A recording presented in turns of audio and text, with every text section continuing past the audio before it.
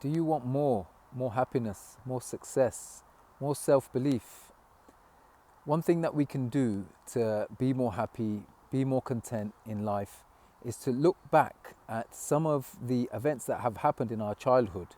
And when we look at some of the events that happened in our childhood, and I can give examples from my own life as well when I was growing up, that there were certain beliefs that got formed because of the environment that I was in, the people around me that told me that I was too slow, I was too lazy, um, I wasn't very intelligent, and you start forming beliefs. You start like forming a whole framework of beliefs around these things that you're told by people around you, or certain things that happen in your life, especially in childhood. A lot of these limiting beliefs, not feeling like we've got the skills to achieve success, that we can't be rich, or that we can't be, more happy. A lot of this is formed in our childhood. Say like from 6 to 10 is usually a prime age when a lot of these beliefs are formed. And I think one thing that we can do to overcome a lot of these beliefs that are building up is by reminding ourselves of all of the things that we have achieved, the good things that have happened to us, the good memories that we have in life, of all the positive things that we've done. I've got a very tangible example actually. I was recently away with family and friends for a short break, and a child that was in our group was trying to actually he was trying to do some abseiling so that he could get to the top in order to then jump on a zip line, which would enable him to complete the activity and achieve in his mind what his definition was of success. So his definition of success was to climb up to the top of this like obstacle using a rope, and then from there he would then do the zip line, which would get him to the other side of the park, and he would have been successful. Now, this child wasn't able to complete the first phase of that activity, which was actually get to the top. He tried at least 2 or 3 times while I was watching, and I could feel him getting, with each attempt, getting frustrated, getting sad, to the point where he just didn't have any energy left, and he was actually crying.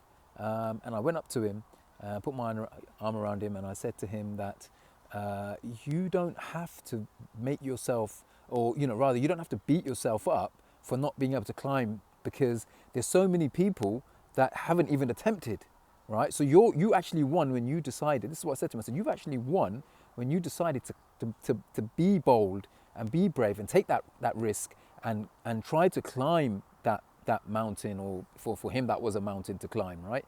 So what I done there really was a whole paradigm shift, where hopefully moving forward in his life, this limiting belief that he's not good enough won't have been solidified because of that experience. Just because of that 5 minutes that I took out with him. And I wish there was someone when I was growing up who could have put their arm around me and give me 5 minutes like that, just telling me that I could achieve anything I want, and that what I perceived as a failure wasn't actually a failure at all. So I just thought I'd share that, because these are how, that's such a perfect example of how beliefs get formed. And I remember when I was at school, and I'd sometimes, not all the time, but a lot of times, I'd be the last one to finish an activity or a task or a story or something, and it would become like, so if I did ever finish something early, it was like, oh, look who's finished early, and then even though it was quite kind of playful, that's where a lot of these beliefs get formed. And you sometimes need someone just to remind you of all the good that you've done and all the positives in your life, which can help you to then really move forward, go through your life, not beating yourself up, not feeling like you don't deserve success, or you don't deserve to be happy, or you don't deserve to be rich. So I hope there's something positive there. It's something which I've been wanting to talk about quite some time, and I'm in a nice place today. And I thought this would be a nice opportunity just to connect with everyone.